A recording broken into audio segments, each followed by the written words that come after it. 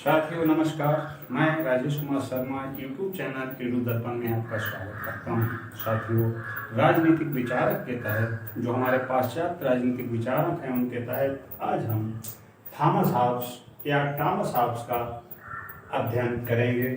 साथियों, Thomas Hobbs का जन्म 1588 ईस्वी में इंग्लैंड के वेस्टपोर्ट में हुआ था।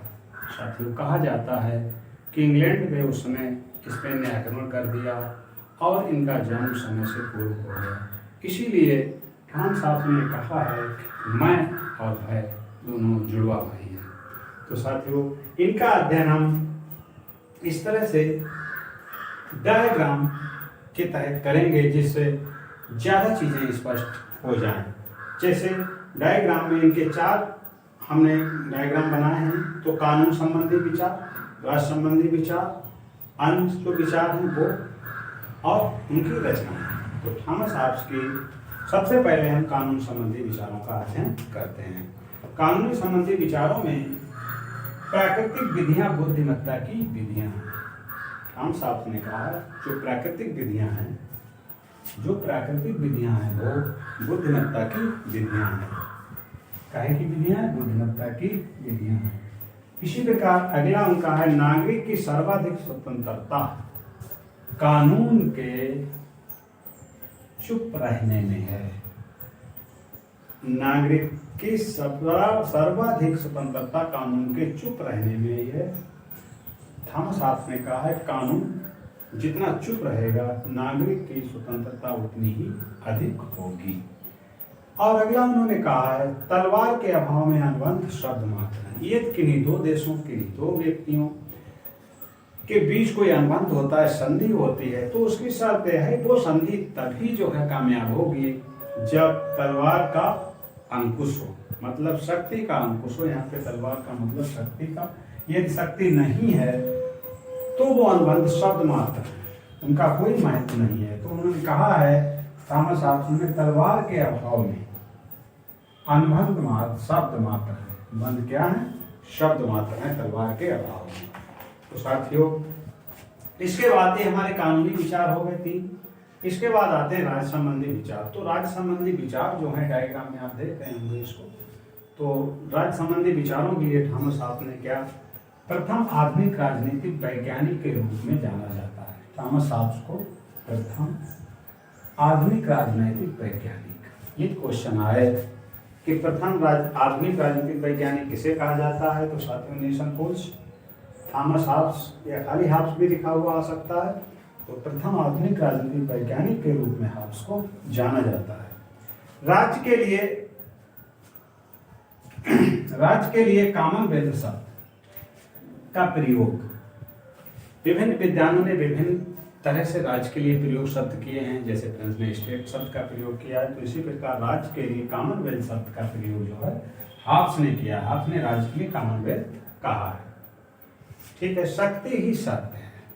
हॉब्स के अनुसार जो शक्ति है वही सत्य है। देखिए यहाँ पे जो तलवार की बात आई थी वो यहाँ से स्पष्ट होती है कि शक्ति ही सत्य है।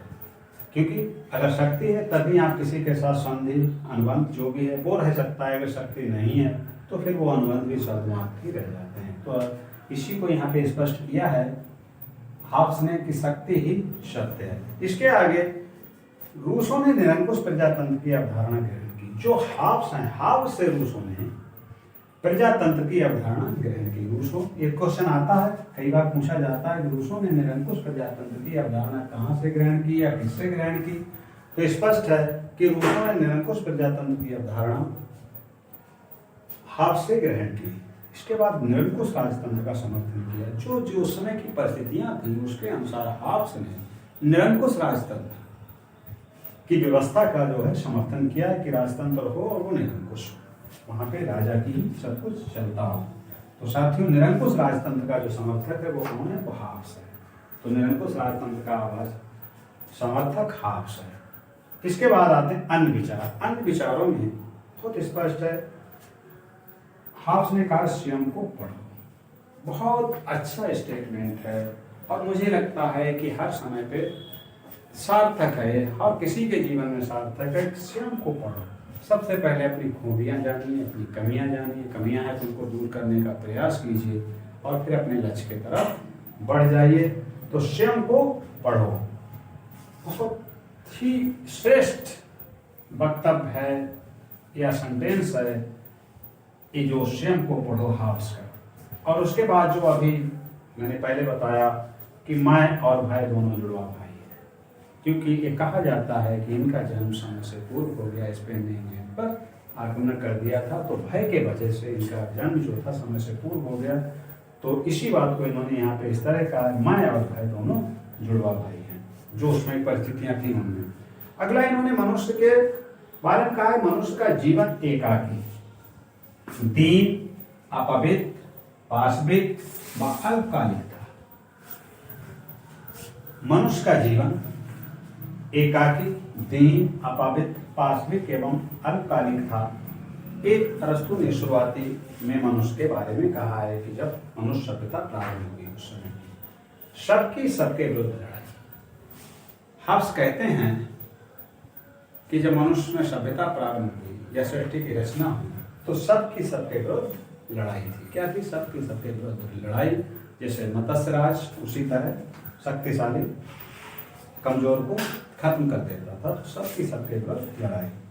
सामाजिक अनुबंध का सिद्धांत, शत्रु, हाफ्स, लाख, रूसो, ये सामाजिक अनुबंध के सिद्धांत के समर्थक हैं। तो यहाँ पर सामाजिक अनुबंध के का सिद्धांत जो है ये रूसो ने दिया और उसी के तहत मनुष्य का जीवन एकाकी, दीन, अपवित्र, पाशविक और अल्पकालिक था, ये इन्होंने सिद्धांत दिया। इसके बाद प्रत्येक मनुष्य दूसरे का दुश्मन है। फिर वही चीज, प्रत्येक मनुष्य दूसरे का दुश्मन है, इसको हाफ्स ने कहा है। तो सबके सबके विरुद्ध लड़ाई, सामाजिक अनुबंध का सिद्धांत और प्रत्येक मनुष्य दूसरे का दुश्मन है, सबकी सबके विरुद्ध लड़ाई और प्रत्येक मनुष्य दूसरे का दुश्मन है, ये उन्होंने स्पष्ट किया। और फिर व्यक्ति निरंतर शक्ति एवं यश प्राप्त करना चाहता है। उन्होंने व्यक्ति की भावनाओं के तरफ, व्यक्ति की एक लालसा को प्रकट, एक वास्तविक लालसा को यहाँ पे इंगित किया है कि हर व्यक्ति की इच्छा होती है वो निरंतर शक्ति, यश प्राप्त करना चाहता है। हर व्यक्ति निरंतर शक्ति और यश प्राप्त करना चाहता है। इसके बाद इन्होंने संप्रभुता के बारे में कहा है। संप्रभ का आदेशी कानून, ये यहाँ से जुड़ जाता है निरंकुश राजतंत्र का समर्थन। जब इन्होंने निरंकुश राजतंत्र का समर्थन किया, राजा का समर्थन किया, तो यहाँ पे स्पष्ट हो जाती है उसने जो राजा ने कहा है वही कानून है, उसके खिलाफ नहीं जा सकते। तो देखिए इनको मिला के पढ़िए, निरंकुश राजतंत्र का समर्थन करता है और उसी के आगे है संप्रभु का आदेशी कानून है। यानी संप्रभु मतलब राजा, शासक, उसने जो कह दिया वही कानून है। तो संप्रभु का आदेशी कानून है, बहुत सरल है, एक दूसरे को जोड़ के जब हम पढ़ते हैं तो निकलता चला जाता है उसका अर्थ। उसके बाद ज्ञान का अंत शक्ति है। शक्ति, हम क्यों ज्ञानवान बनना चाहते हैं? शक्ति अर्जित करना चाहते हैं। शक्ति अर्जित कब होगी? जब हम ज्ञानवान होंगे। तो देखिए यहाँ पे वही चीज है, ज्ञान का अंत, ज्ञान वहां खत्म होता है जहाँ शक्ति, ज्ञान का अंत शक्ति है। यानी जब हमें शक्ति प्राप्त हो जाती है या ज्ञान का लक्ष्य ही शक्ति प्राप्त करना है तो ज्ञान का अंत शक्ति है। फिर विधि का मौन रहना ही स्वतंत्रता है। देखिए यहाँ पे इसको जोड़ के आप पढ़ सकते हैं, नागरिक की सर्वाधिक स्वतंत्रता कानून के चुप रहने में है, कानून के चुप रहने में। और यहाँ पे विधि का मौन, चुप और मौन एक ही बात है। विधि का मौन रहना ही स्वतंत्रता है। हाफ्स कहते हैं कि नागरिक की सर्वाधिक स्वतंत्रता कानून के चुप रहने में है। उसी को दूसरा सेंटेंस बनता है, विधि का मौन रहना ही स्वतंत्रता है। तो इस टाइप के जो भी अगर आपकी परीक्षा में आते हैं क्वेश्चन, तो आप उनको देख सकते हैं और इस तरह का थोड़ा सा भी विचार करेंगे तो आप भूलेंगे कि नहीं ये हाफ्स का सेंटेंस है। असल में परीक्षा में यही तो समस्या आती है हमारी सबसे ज्यादा, कि हम भूल जाते हैं कि किसका सेंटेंस किससे जुड़ा है। तो अगर आप इनको हाफ्स को अगर पढ़ेंगे तो देखिए दो तीन चीजें स्पष्ट हो जाती हैं कि निरंकुश राजतंत्र के समर्थक थे। इन्होंने कानून को चुप रहने के लिए, कानून के मौन रहने के लिए कहा। और जब इन्होंने कहा है कि निरंकुश राजतंत्र का समर्थन किया है इन्होंने, तो वहीं पे आ गया संप्रभु का आदेशी कानून है। इसके बाद इनकी जो रचनाएं हैं तो 1642 ईस्वी में डीसीबी इन्होंने लिखी, जो इनकी प्रथम रचना है। इसके बाद 1665 में डी कार्पोरे और एलिमेंट ऑफ लॉ, और सबसे जो इनकी प्रसिद्ध रचना है वो लेवियाथन है। इसी लेवियाथन के बारे में कहा जाता है कि रूसों ने जो सेंटेंस दिया है तो हाफ्स का शेष कटा ही लेवियाथन है, जो रूसों की परिकल्पना है। तो साथियों, और यहाँ पे ये जो रूसों ने निरंकुश प्रजातंत्र की अवधारणा ग्रहण की है वो भी इसी से जुड़ा। तो 1651 ईस्वी में इन्होंने लेवियाथन लिखी और एक पुस्तक इनकी दी होती है। तो इस प्रकार साथियों, हमने एक बहुत ही कम समय में आज के सभी राजनीतिक विचारों का अध्ययन कर लिया है, और जितने मुख्य राजनीतिक उनके विचार हैं राजनीति से संबंधित, वो 4 डायग्राम के अंतर्गत हमने उनका अध्ययन किया है। कानून संबंधी विचार, राष्ट्र संबंधी विचार, अन्य विचार जो एक दूसरे से मिलते हैं और उनकी रचनाओं। तो साथियों, इसी के साथ नमस्कार, अगले वीडियो में फिर मिलते हैं।